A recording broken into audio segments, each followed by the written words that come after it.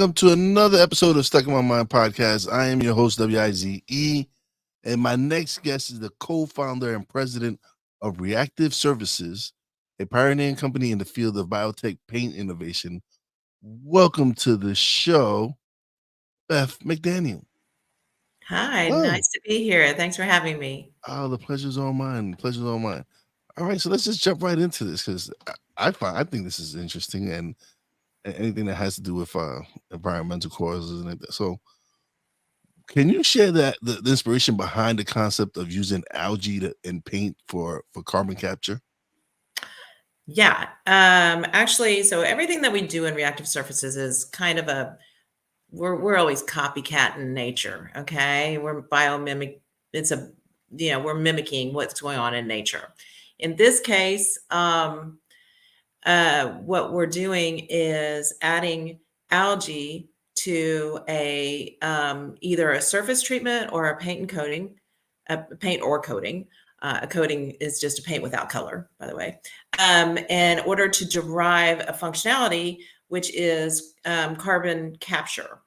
And algae do that naturally in nature, of course. They capture CO2. That's their function in nature, is to capture CO2 with the help of sunlight and water and convert that into glucose and release oxygen. We all learned that in 8th grade or something. And so we want to utilize, to copy or to mimic that functionality in nature and do that on a surface that we can control and then have a whole bunch of surface area that's doing that work.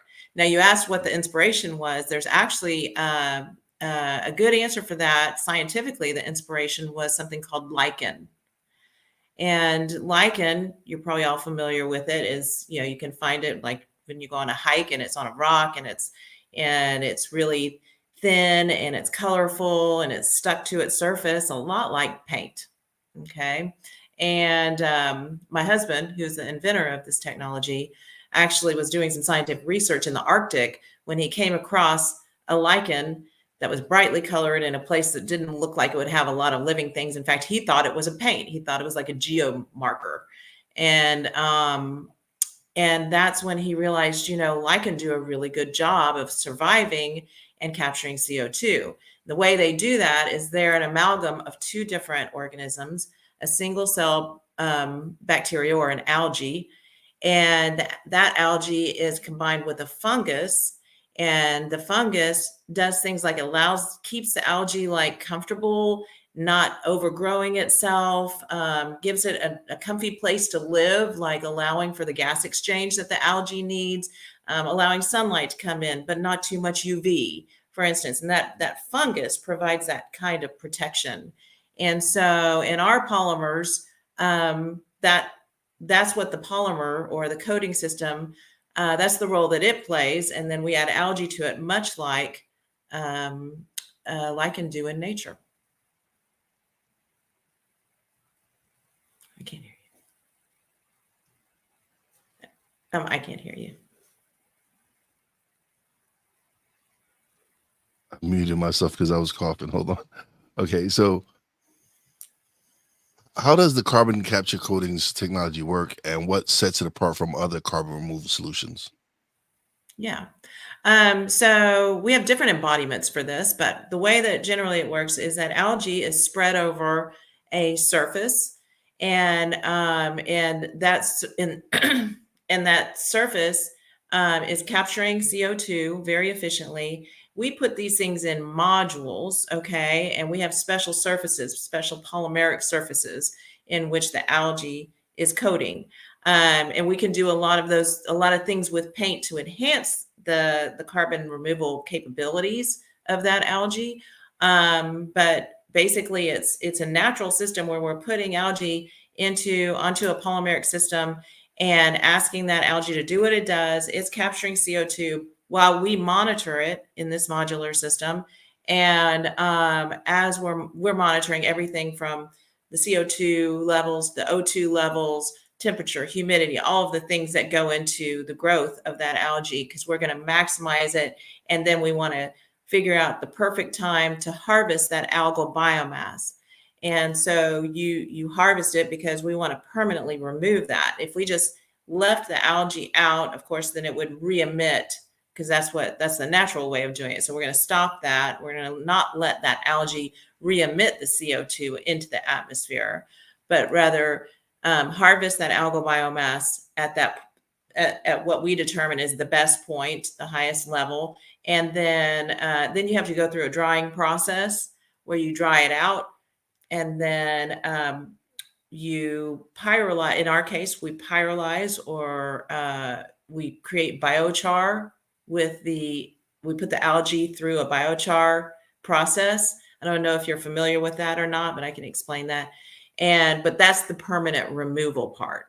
So we're capturing it using the surface treatment coatings and stuff like that.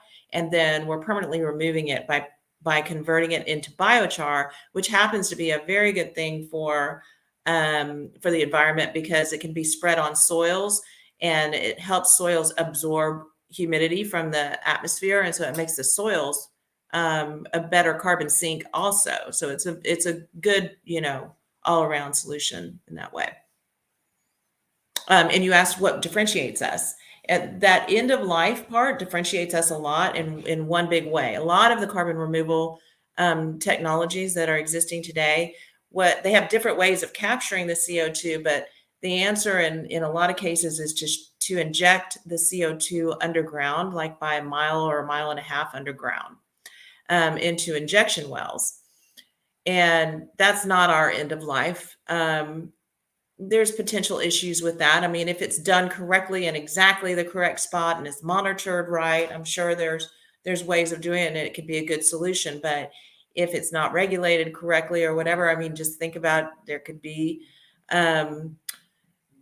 seismic activity as a result, or going past water tables. And we've just never put billions of tons of CO2 down in the ground like that and tried to keep it there. So there's questions about it. And this is just a different method of removing the carbon.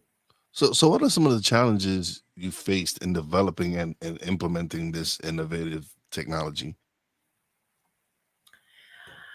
Wow. How long do we have? Just give us a few. We ain't gotta give us all of them. Well, there are big challenges, and then there are more micro challenges. So let's say one of the challenges would be that that consumers want a solution that's wrapped up in a box with a bow on it and ready to go, and that it costs less than $100 per ton removed, which has never been achieved. And it has not been achieved. You might have people that are capturing carbon for $100 or less. I'm not sure. I hadn't heard of any, but they're not capturing it and removing it for $100 per ton. And so there's expectations, and the technology is not meeting up with those expectations. Like the industry is not meeting up with it. And we're also very, very far behind on our goals. I mean, the International Panel on Climate Change, and a UN committee, would say that we need to be pulling down in the billions of tons by 2030. That means permanently removing CO2 in order to avoid some of these, tipping points in global warming. And right now we're in the, I don't know, hundreds of thousands. So we're off. We're way off right now. And so some of the problem is, so that, that combined with these expectations that it should be really cheap and easy to do. And I also think that people think this is something that's going to happen in the future, and they don't want to be too worried about it. But it really is something, carbon removal technology is an integral part of any climate change plan that we have, global plan that we have. It's been recognized that it's necessary, and we don't have time to wait. I always say, like, by 2030, we're supposed to have all that done. I mean, that's only 6 years away. I mean, I have stuff on my desk that's been sitting there for 6 years. It's not that long to get all this stuff done. So just a general, laissez-faire kind of feeling about this is kind of holding us back a little bit. But more specifically, what are some of the challenges? We money and investment is always something that an innovation company has to deal with. Standardization and of the industry, and that's also something that we're kind of, as an industry, we're working through. For instance, this is something that would create carbon offset credits, and recently there was a report that a lot of carbon offset credits are not legit. Either they're a result of fraud or double counting, or they're not being monitored, and maybe the carbon is being re-emitted. So and that causes a lot of damage, because for each carbon credit that's sold, there's a ton of CO2 that's emitted as a result of that. So we can't have any kind of fraud or any kind of miscounting or anything in that industry, because it causes more damage than it does good. So how do you envision the widespread adoption of carbon capture coatings impacting global efforts to combat climate change? Well, in our case, with our technology, Mhm. um, I call it a Swiss Army knife of applications. So this technology, it's modular, it's location agnostic. We can go stick these modules on the worst wasteland, in a country. Okay, and CO2 is everywhere. You can pull it down wherever you're pulling it down. It will help. It doesn't matter where you're doing it, just so it's effective. And so the way that we plan to get, and the key thing is being able to scale up to a gigaton. A gigaton is a billion tons. And we're talking about having to be able to pull down on a regular basis billions of tons of CO2 annually. And the way that we foresee our technology going in that direction would be a lot of different ways. First of all, like I mentioned, this is modular, so you can go small or big. And so you could have you ever seen a wind farm? Like, I'm from Yeah. Texas. We drive out in West Texas, and it's just huge amounts of land, and then wind farms for 50 miles as you're driving by. Okay. So you could have a carbon capture, just a field, of these. You could have just like a wind farm. You could have just a whole farm of these modules working at one time. That's one way, and they can operate on solar. They don't. This process doesn't need electricity being piped in. Now we can use electricity, and we can use waste heat, things like that, and it'll pump our system up. It'll make it more efficient. We can do that if we are, for instance, alongside an industrial process where they're emitting CO2, and we could actually pipe in that CO2 into our system.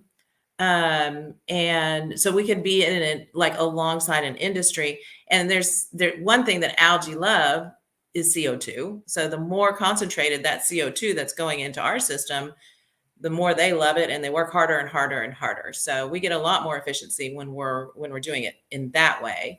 Um, and that's not considered direct air capture. It's just a different thing, but it's helpful. And so we could definitely help industry with especially like hard to abate industries, steel manufacturers and things like of that nature. We in the oil fields and stuff like that, oil field flares, we could help them with that by setting up these kind of just innocuous modules that would pull down their CO2. Another thing is that these things are small. They're a meter cubed right now. We might go to bigger modules at some point, but a meter cubed, they're in regular shipping carts. They're stackable. I got 20 of them in my backyard right now.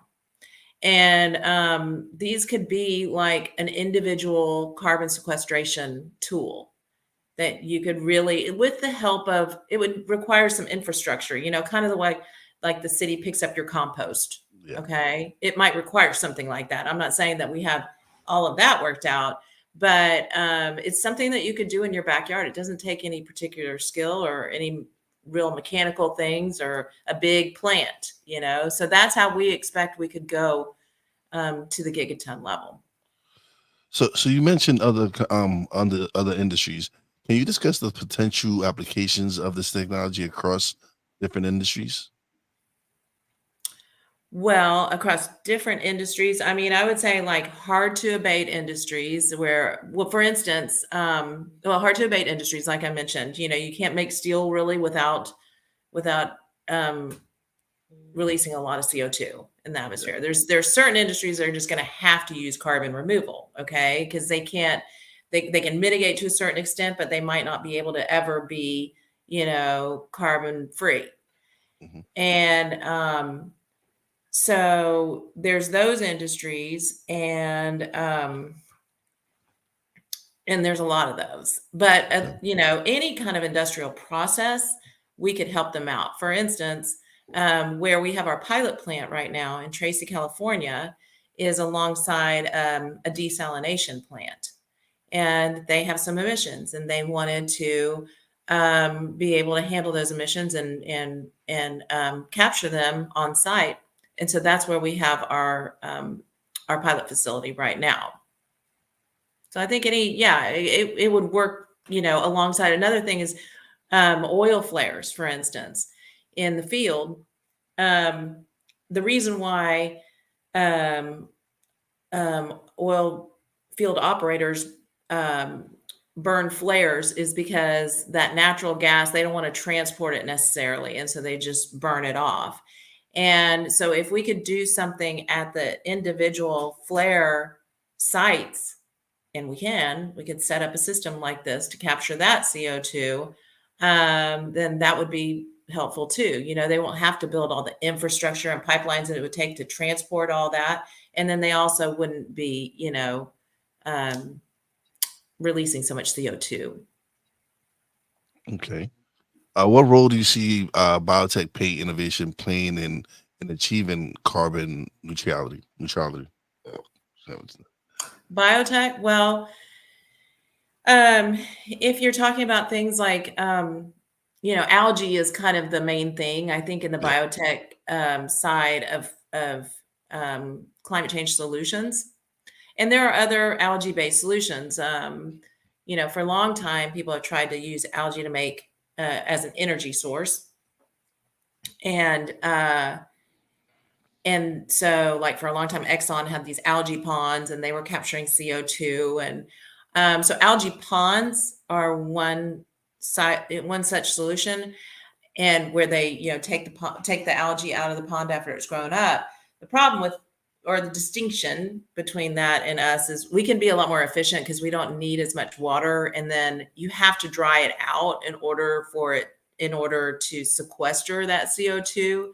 It's going to re-release if it's in a wet form. And so in our system, there's just not nearly as much water as you would have in an algae pond, Okay. for one example. Mhm. So, all right. So, how do you balance the entrepreneurial aspect of your work with the commitment to environmental sustainability?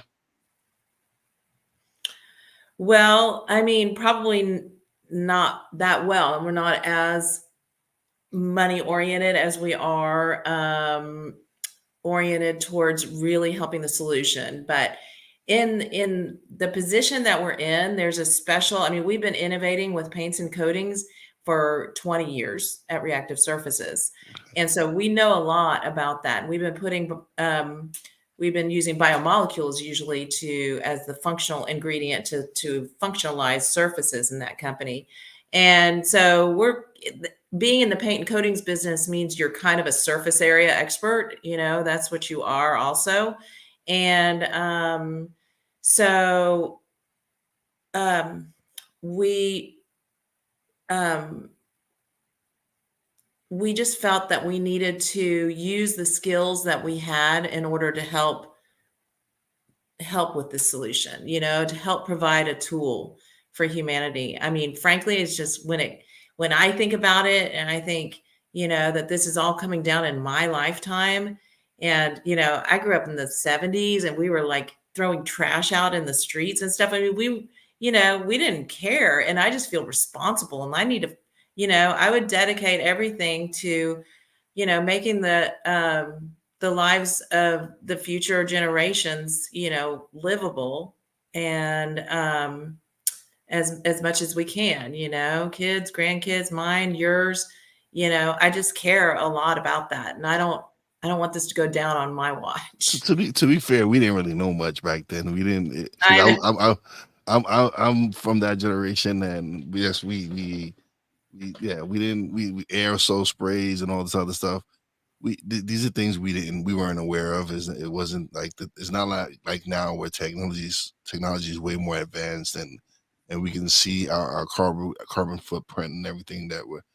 So it's not it's something that maybe we could have probably started early, but during that time it wasn't something that like you said, it wasn't something that we really focused on. It wasn't something Right. that mattered for us. It wasn't. We weren't thinking about the future. We weren't thinking about climate control. I mean, climate change and all these other different things. So, but We it's weren't. yeah. So, but it's great to have companies like yours now focusing on that and trying to help with solutions and stuff like that. Because now we're the adults in the room, right? Well, Yeah. and so I feel a responsibility. And like I said, we have this skill set that I think is so applicable. And when we saw the results speak for themselves. So competitively, as far as like the cost per ton of CO2 removed, we're very competitive. And there's a process for determining that amount as a third party comes in and evaluates the technology based on, what their costs are, their operating costs, along with their capital costs, as well as all of the carbon accounting. So you have to make sure that whatever you're doing, whatever carbon is emitted from your process is less than the carbon that you're capturing, or you don't have a net carbon removal, right? And so anyway, that's all balled up into one figure, and we just need to make sure we know that figure is very competitive in the realm of the industry. So we're comfortable with where we sit on a commercial basis, and that it can be adopted on a wide scale. And we also have shown that we can scale up to a gigaton. So what are the next steps in the development commercialization of carbon capture coatings? There's so many different steps. So we're an innovation company, so we're constantly optimizing and working on it and getting better and better and better. We've gone through several different embodiments of this technology and on that path. And so we will continue doing that. For instance, there are things that we just aren't. For instance, we're not we're not engineers. Okay. We're polymer scientists, we're biochemists, we have a microbiologist and stuff like that. But we've engineered a solution, and we've got it out, and it's working to the extent that we were evaluated on, which I said, came out competitive. And yet, there'll be when a Brown and Root or, some big engineering project firm or something gets a hold of it, then they'll probably build in a lot of efficiencies that we weren't able to do. We did what we were experts in doing. And now, we're looking for that kind of partner, that can really take it wide. And we're not a distributor, we're not a manufacturer. And so, yeah, that kind of partnership. And then we do a lot of things like in just socializing the solution, democratizing the solution. I mean, we're working with you. We're about to start working on an advisory role with the government. And we do a lot of, just kind of raising awareness of what needs to happen. That's a part of it too, because it's a nascent new industry for most people. Yeah. You mentioned partnerships. That leads me to my next question. How do you approach collaboration and partnerships with other organizations in the field of environmental innovation? Well, we always seek out experts in areas. I mean, we bring in experts to help us in different parts of the process. So, for instance, we have collaborations with 4 different universities. And there's 4 or 5. Well, anyway, and and we have experts at those universities that are specialists. For instance, like some of the best algae experts in the world, and they're on our team. And so that kind of collaboration we've got. But we are seeking collaboration, like I said, commercially, because we think we can branch out in a lot of different directions that way. and even collaborations with other X Prize teams. I don't know, we didn't talk about that, but we're in the carbon removal X Prize competition. Are you Okay. familiar with that? No. Okay, it's pretty interesting. It's a $100 million competition funded by Elon Musk. It's been going on it's a 4-year competition, and the goal is to demonstrate 1,000 tons of CO2 capture over a year. And so that's what we're going to be doing at our pilot facility, and some other things, modeling costs at 1,000,000 tons and that such thing. But what they're trying to do is drive innovation in this space. Okay. Awesome. Awesome. That's yeah.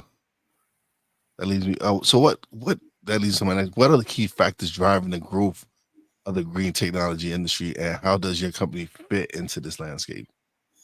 I'm sorry, I didn't hear the first part of what you said. What are the key factors driving the growth of the green technology industry, and how does your company fit into this landscape? Well, okay. I think the key factors are just the urgency of climate change. I think people are starting to realize this is. They say that we're boiling frogs. Have you ever heard that expression? Yes. Boiling frogs. Yeah, put a frog into water, and if you raise up the temperature enough, it'll start boiling, but it won't really know. It doesn't even realize it. Well, we're in the middle of it. We're kind of boiling frogs. And so the urgency of and some of these reports that are coming out is just, I think it's becoming more known throughout industry, throughout just, the overall consciousness of people. It's starting to sink in. Now, whether they're willing to invest in it and all that stuff is a different thing, but I think people are starting to get concerned. And I do see that there's a driving force in corporations where shareholders of large corporations are demanding that they see these sustainability efforts from their company. And I think that's a real integral part. Corporations need to be a part of this. And, look, in my mind, if you're investing in carbon removal, then and you can take care of your carbon offsets that way, you can take care of your carbon emissions, that way, then, it's up to you to clean up your mess. That's just a cost of doing business. And I think that's what's kind of the corporations are starting to realize, that they need to make that a cost of doing business. Okay. Can you share any insights into the potential regulatory challenges or policy implications surrounding the adoption of biotech paint technology? Yeah. So luckily, we don't know of any regulatory that would apply to this particular use of carbon removal technology. We don't even need a building permit. I mean, literally, these are just these, shipping containers in your backyard that have some sort of polymeric surface and growing algae on it. And so we don't face a lot of the same regulatory issues that you would face if you were, like I said, injecting the CO2 deep in the ground. There's all sorts of, you can imagine, all the permitting that would be required to do something like that, along with transporting it to the injection well site. Because then I've seen an estimate that there would have to be 50,000 miles of pipeline built in order to be able to inject all of the CO2 that they need to do into the ground. Okay, so that would circle the earth like 1.5 times. Wow. That's a lot of pipeline. And so there's just more infrastructure that is required for certain technologies. And I think that can be a holdup. If you're located right next to an injection well and it's in a good site and everything, then that might work. But that means you can't necessarily go do that everywhere you want. So with our technology, we can put these sites anywhere. And one thing about algae, there's about 50 to 100,000 different species of algae. So when we go to a different part of the world to set up we're looking at different parts of the world. In Africa, we're looking at Canada, and other parts. But when you go to those places, what our system will support is whatever algae that we put in there. And so we find whatever is the local algae that grows best under those conditions, and then that can support it. And so that makes it more location agnostic. Awesome, awesome. Thank you, thank you. This has been very interesting. I've learned a lot. This is something that I, honestly I didn't know this was something that was happening. I didn't know people were actually creating stuff like this. This is very interesting, especially with all the news you hear about climate change and all everybody talking about cutting back carbon emissions and everything. So to see a company really focus on that and try to help ease that burden, it's amazing. It's interesting to me actually. Thank you so much. Yeah, I appreciate you giving a platform for discussing it. Yeah. It's there has to be a lowering of emissions as well, and I think people think because they hear about it a lot and they think, oh, these companies are lowering their emissions and they've got sustainability departments, and they do, and they might be lowering their emissions, but that won't get us there. You have to have carbon removal alongside that too. And so, as far as like if anyone wanted to do something, I would say pick up the phone and tell your representative or your senator, invest in carbon removal. We're going to need that. Do you see this actually being able homeowners being able to bring this into their homes or onto their properties and stuff to help with this? Yeah, I don't know if that's going to be the first version of it that people will see. We are really, like I mentioned, Africa, building a site in Africa. Africa has along like the Great Rift Valley has is there's well, as most people know, I mean, there's tons of farmers in Africa, and farmers are good at growing shit. Okay, Yeah. that's what we need. We need in this embodiment of a carbon removal technology is farmers, and we think we can help the farmers too, because we don't need good farmland. You could take, you still do your farming and then have this on, a parking lot or wherever on just the farm, the land that you're not using. And and earn extra money by like making carbon offsets that can be sold on the market and that kind of thing. And so that's one way that we really think that that might happen first before it's in the backyards of everyone here. Okay. Hopefully we'll be able to launch, really quick in a lot of different areas. But I think I think people really want to do something. And if it was something practical that they could participate in, I think they would. And so, yeah, we definitely are interested in doing that, but we might hit the farmers up first because they're really good at growing stuff. That's awesome, awesome. Well, now it's the part of the show where you get the solo screen. You can let people find out where your website, everything, where they can find information on everything that your company's working on. And thank you for being such a great guest. No, thank you so much for having me. I appreciate your time and what Pleasure's you're all doing. mine. The pleasure's all mine. But here you go. All right. Well, thanks for listening. Beth McDaniel, President of Reactive Surfaces. That's surfaces, not services. Surfaces like a table. And you can find us at www.reactivesurfaces.com under the technology. This is one of our technology platforms. And you can also see me on LinkedIn and follow Team Lycan in the X Prize for carbon removal.